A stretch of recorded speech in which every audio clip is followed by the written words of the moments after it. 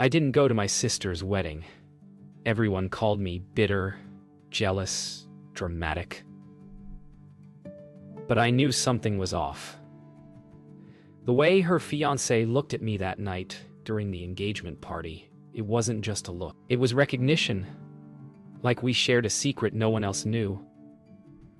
When I told her I couldn't come, she laughed, said I couldn't handle her happiness. I stayed home, trying to convince myself I was wrong. But halfway through the ceremony, my phone lit up. A voice message from my cousin, shaky, breathless, saying, "He said your name during the vows." For a second, I couldn't breathe. My name, in front of everyone. Her husband's tongue slipped, and the whole room froze. I told myself I didn't need to know more. But something inside me cracked open. Would you have gone to that wedding if you felt something wasn't right? Would you forgive a man who said your name at your sister's altar? Or would you wonder, what did he mean by it? That night, I couldn't sleep. Every few minutes I replayed Maya's message, hoping I'd misheard. But it was clear. Daniel said my name, not once, but twice. The way his voice cracked after, it wasn't a mistake. It was a confession. I tried to call Emily, but the line went straight to voicemail. My chest felt tight, like I was holding a scream that wouldn't come out. Memories came flooding back. Late-night texts I'd ignored. The way Daniel looked at me the last time we spoke. I'd brushed it off, thinking it was my imagination. Now, I wasn't so sure. I didn't just miss my sister's wedding. I might have dodged something darker than jealousy. The next morning, my mother called. Her voice was tight, the kind she used when pretending everything was fine.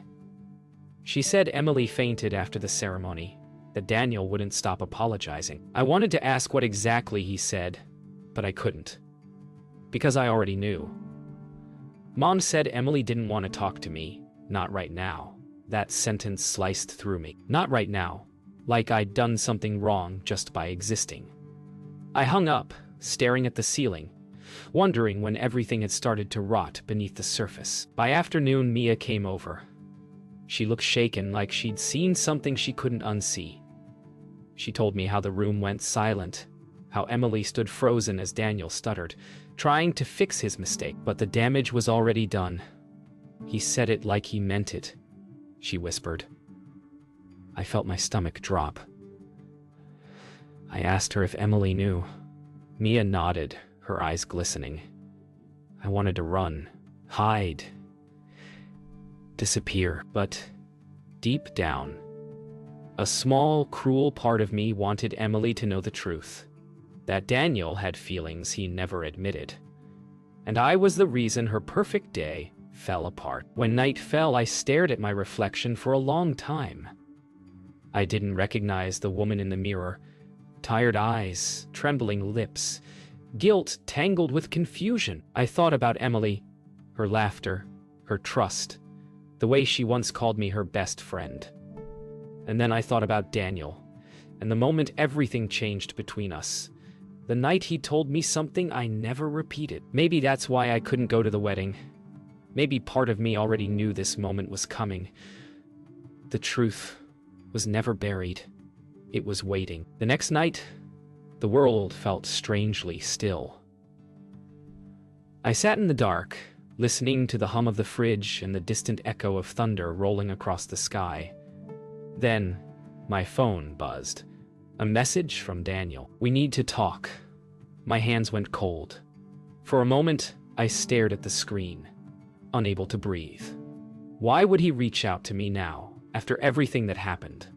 I wanted to delete it, pretend it never came, but curiosity has a cruel way of sounding like closure. Against every bit of reason, I replied. And the second those words left my screen, I knew something I'd buried was about to come back to life. I met him the next day at a small cafe near the edge of town. The kind of place where no one really looks at you twice. He looked ruined. His tie was gone, sleeves rolled up, eyes sunken and red. He didn't even try to smile. It wasn't supposed to happen, he said. His voice cracked, barely a whisper. I stared at him, waiting for the lie, but none came. He just sat there, staring at his coffee, like it might rewrite the past. I wanted to scream, to throw the cup at him, to make him feel what I'd been carrying for months. But instead, I just asked him why. He said my name once, softly, like it still meant something. Then he told me the truth. That I'd been thinking of me that day, that his vows were supposed to wash it away, but instead, it broke everything open. He said he loved Emily, but he couldn't stop seeing me every time he looked at her. My chest burned, not with anger, but shame. I wanted to walk away, to end it there, but something in his eyes, guilt, regret, desperation, pulled me in like gravity. I hated that I didn't hate him enough. He reached for my hand, and for a split second I didn't move. It felt wrong and familiar all at once. I pulled away before his fingers brushed mine. You destroyed her, I said. And now you want to feel less alone about it? He didn't answer. He just looked down, whispering. I never meant for you to hear your name that way. My throat tightened. There was no right way for him to have said it. I stood up, pushing the chair back hard enough to scrape the floor. The sound cut through the silence like a blade. When I got home, I deleted his messages. Every photo, every trace. But the memory stayed, burning behind my eyelids every time I blinked. I told myself it was over, that I'd done the right thing. Yet, part of me wondered if Emily knew the whole story, or if Daniel had told her only half. I stood by the window, watching the rain soak the empty street below. Sometimes silence feels like safety, but that night, it felt like guilt. Heavy, endless, unspoken. 2 days passed in silence. Then came the knock. I knew that rhythm. 3 short taps, a pause, then one more. Emily. My heart pounded as I opened the door. She stood there, her eyes swollen, makeup smudged, clutching her wedding ring in her palm. For a long time, neither of us spoke. I wanted to say I'm sorry, but the words felt too small for what I'd done, or hadn't done. You knew, didn't you? She finally whispered. Her voice cracked halfway through, breaking something inside me. I wanted to lie, to protect her, but my silence was already the answer she feared. She walked past me without asking, like she'd been here 1,000 times before. But everything felt foreign now. She sat on the couch, staring at nothing. He told me everything, she said quietly. My throat went dry, he said. He thought he loved you before he met me. Her voice broke again. I could feel her pain, raw and bleeding, and I hated that I was part of it. I knelt in front of her, but she didn't look at me. I didn't want this, I whispered. She laughed once. Cold, hollow. Neither did I. For a moment it felt like time had stopped. Just 2 sisters sitting in the ruins of something they didn't build, but still managed to destroy. Emily asked me if it ever meant anything. The looks, the words, the moments Daniel and I had shared. I wanted to scream that it was never real, that it was confusion, a mistake, a ghost of something that never Shev bit. But the truth is, it did mean something, even if I wished it hadn't. So I said nothing. And that silence spoke louder than any confession ever could. Emily stood up first. She didn't yell, didn't cry, just stood there, quiet and shaking. You should have told me, she said. Her words cut deeper than anger ever could. I wanted to chase after her as she turned toward the door, but my legs wouldn't move. Watching her leave felt like losing her twice, once as my sister and once as my friend. When the door finally clicked shut, the sound echoed through the apartment like the end of something sacred. I sat on the floor, long after she was gone. The air felt heavier, quieter. Somewhere outside, a car door slammed, and I knew she wasn't coming back. Not tonight, maybe not ever. I looked at the ring she left behind, the tiny circle that once meant forever, now just a reminder of everything broken between us. I picked it up, feeling its cold weight in my palm. In that silence, I realized the worst part wasn't losing Daniel. It was losing her.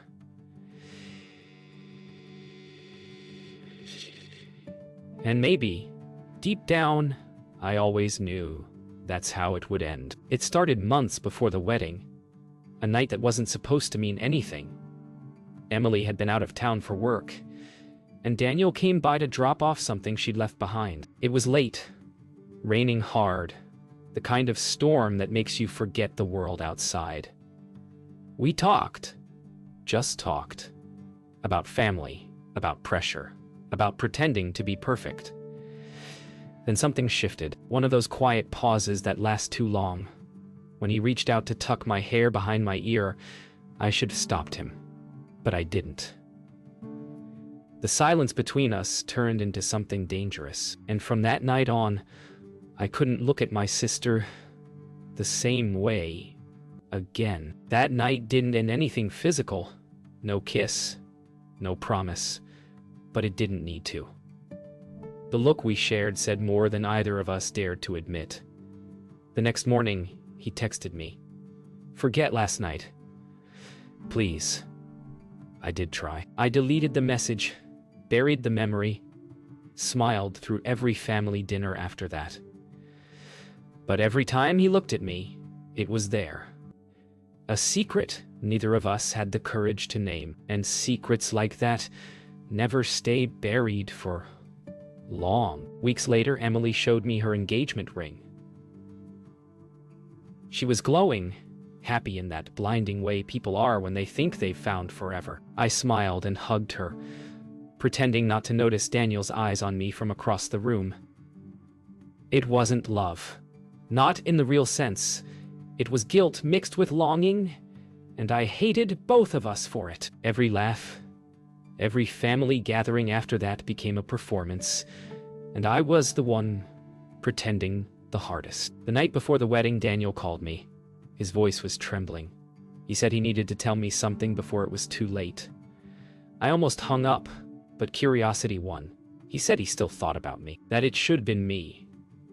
I froze, heart pounding so loud I could barely hear him. When I finally spoke, I told him to marry my sister and never call me again.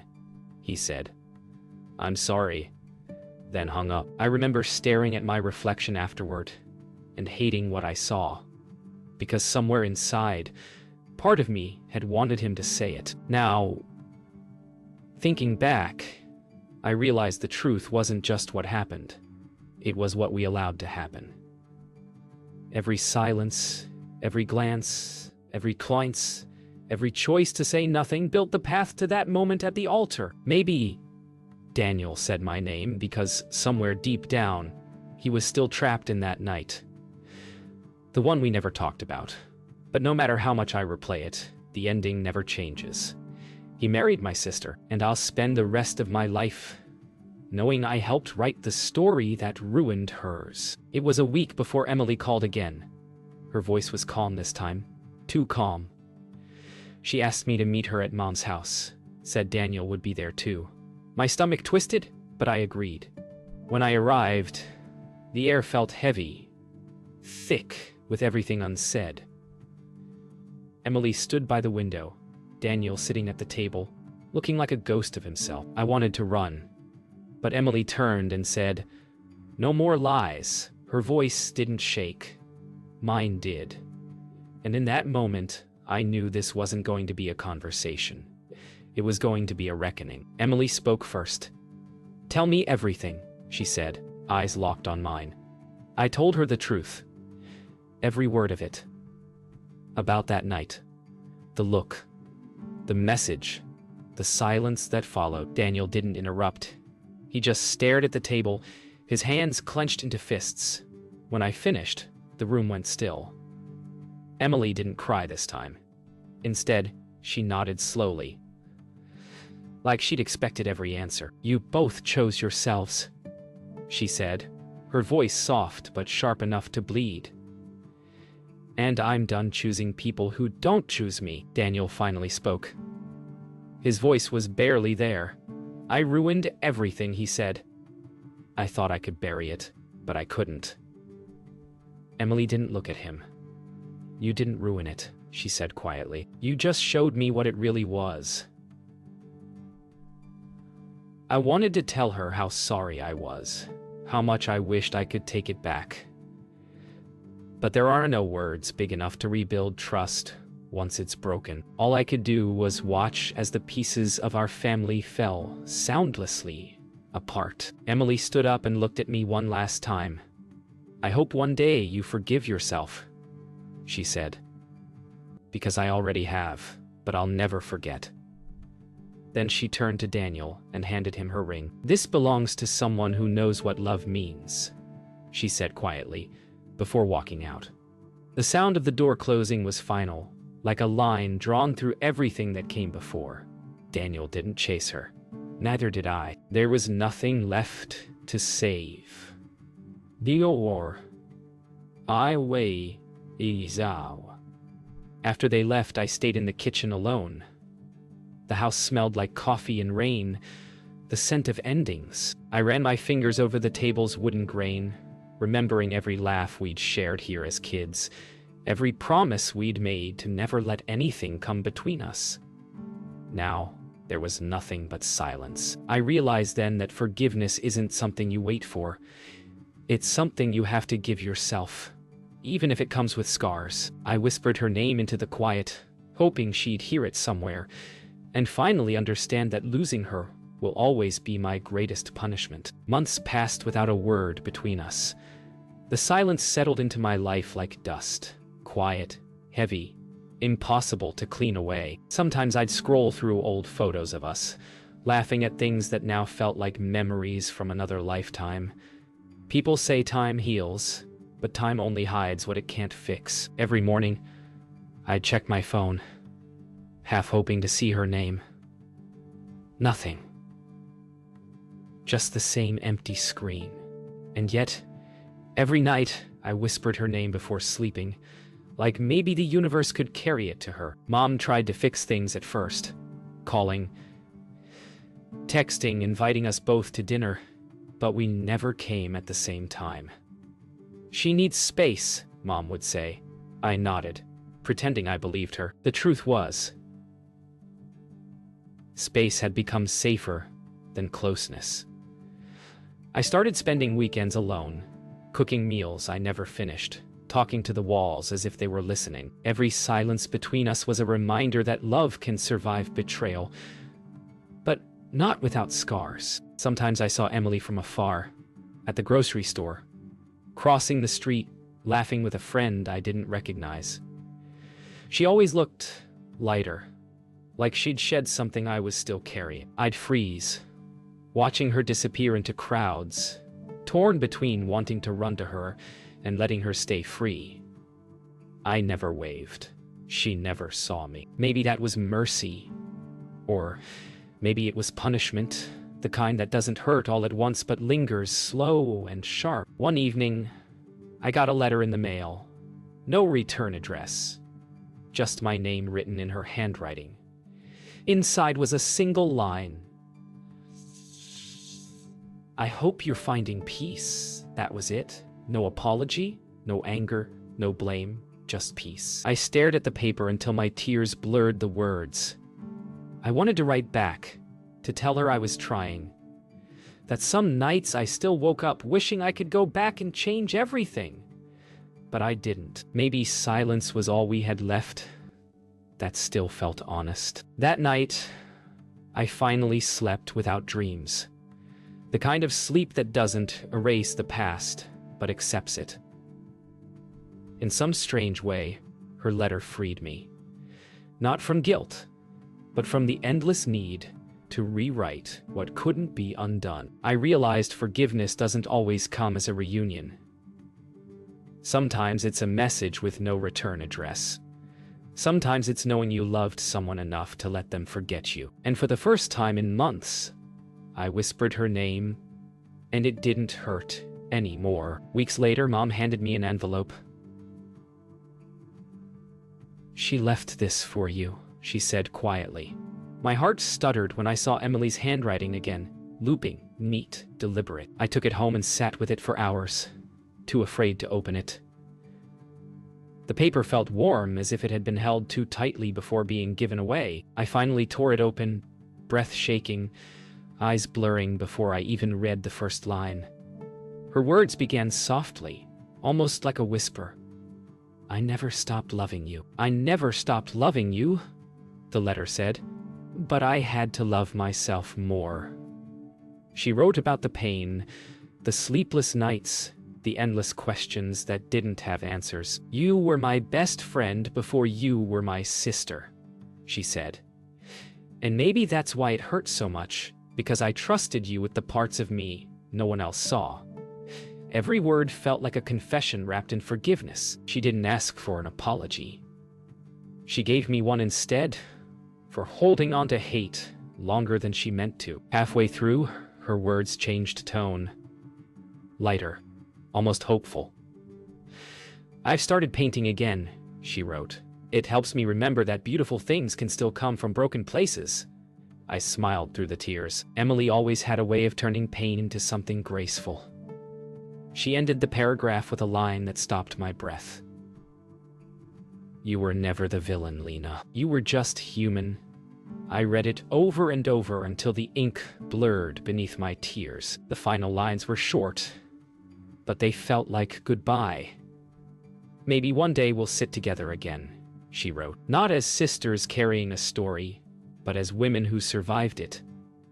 I pressed the letter to my chest, feeling her words thrum against my heartbeat.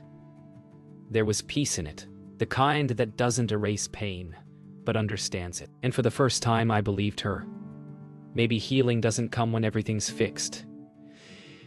Maybe it comes when you finally stop needing to. I folded the letter carefully and placed it in a small wooden box beside our childhood photos.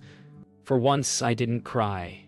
I just sat there, feeling the weight of everything: love, loss, forgiveness. Finally, balance out. Maybe that's what peace really is. Not forgetting, but remembering without breaking.